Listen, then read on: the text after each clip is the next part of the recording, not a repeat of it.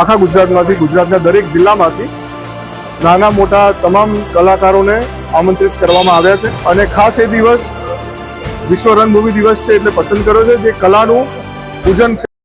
ગુજરાત વિધાનસભાની મુલાકાતે થોડા દિવસો પહેલા કલાકારો પહોંચ્યા હતા અને તેની બાદ વિક્રમ ઠાકોર અને સાથે જ સાગર પટેલ સહિતના કલાકારોની નારાજગી જોવા મળી હતી। જોકે સોશિયલ મીડિયાના માધ્યમથી એવી પણ માહિતી મળી હતી કે હિતેન કુમાર કે જેઓ ગુજરાતી ફિલ્મ ઇન્ડસ્ટ્રીના એ સુપરસ્ટાર છે તેમની પણ નારાજગી જોવા મળી હતી। આ તમામની વચ્ચે ગુજરાત સરકારે અને સાથે જ ભારતીય જનતા પાર્ટીએ એક ખૂબ મોટો નિર્ણય લીધો છે। નમસ્કાર, આપ જોઈ રહ્યા છો ન્યૂઝરૂમ ને આપની સાથે હું છું પ્રદીપ।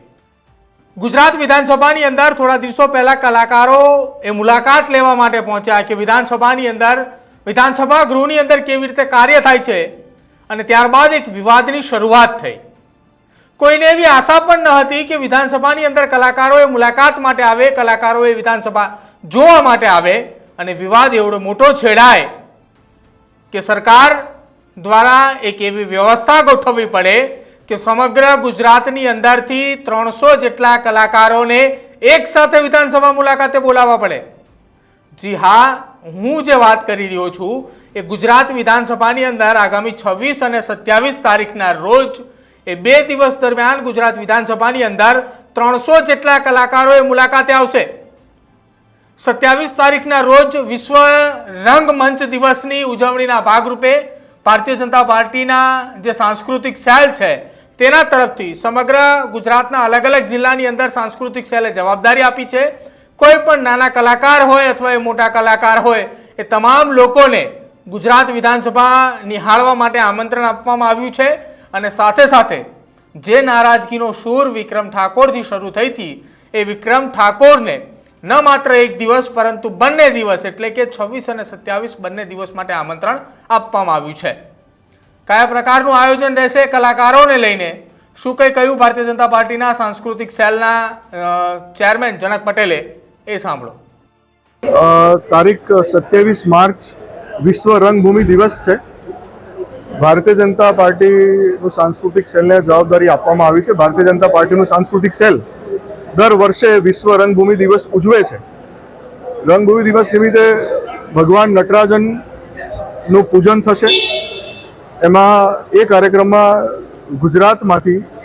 આખા ગુજરાતમાંથી ગુજરાતના દરેક જિલ્લામાંથી નાના મોટા તમામ કલાકારોને આમંત્રિત કરવામાં આવ્યા છે અને ખાસ એ દિવસ વિશ્વ રંગભૂમિ દિવસ છે એટલે પસંદ કર્યો છે જે કલાનું પૂજન છે। ભગવાન નટરાજન એ કલાની મૂર્તિ છે તો ખાસ એટલે એ દિવસ પસંદ કરવામાં આવ્યો છે અને એ દિવસે અહીંયા વિધાનસભામાં તમામ કલાકારો આવશે, વિધાનસભા નિહાળશે અને માન્ય મુળુભાઈ બેરા માર્ગદર્શન હેઠળ આખો કાર્યક્રમ નક્કી કરવામાં આવ્યો છે। તો એક તરફ ગુજરાત વિધાનસભાની અંદર મુલાકાતે ન બોલાવતા આખો વિવાદ અને વિવાદ થયો હતો, જે બાદ ઠાકોર સમાજ એ મેદાને હતો।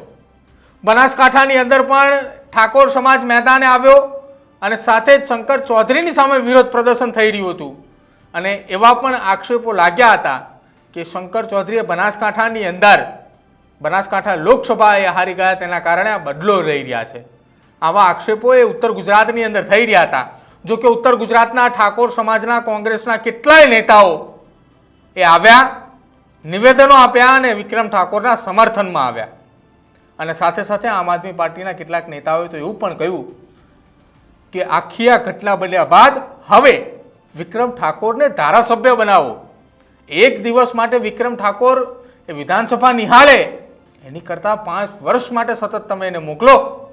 હવે એ જોવાનું રહેશે કે આ કલાકારો એ તમામ જ્યારે વિધાનસભા ગૃહ નિહાળવા માટે આવી રહ્યા છે ત્યારે આખા વિવાદની શરૂઆત થઈ હતી એનો અંત થાય છે કે પછી હજુ કોઈ કલાકાર એકાદ બે ખૂણે બાકી રહી જાય, કોઈને ફોન ના લાગ્યો હોય અથવા કોઈના સુધી મેસેજ ના પહોંચ્યો હોય અને તેનાથી કોઈ વિવાદ થાય છે કે કેમ એ જોવું રહ્યું કે પછી આખો આ મામલો હેમખેમ શાંતિપૂર્ણ માહોલની અંદર ઘેરના આંગણે જે પ્રસંગ હોય એ પ્રસંગ પૂરો થાય એવો શાંતિનો અનુભવ ગુજરાત સરકાર કરે છે। તમારું શું માનવું છે તે ખાસ અમારા કમેન્ટ સેક્શનમાં જરૂર જણાવજો। જોતા રહેજો ન્યૂઝરૂમ। નમસ્કાર।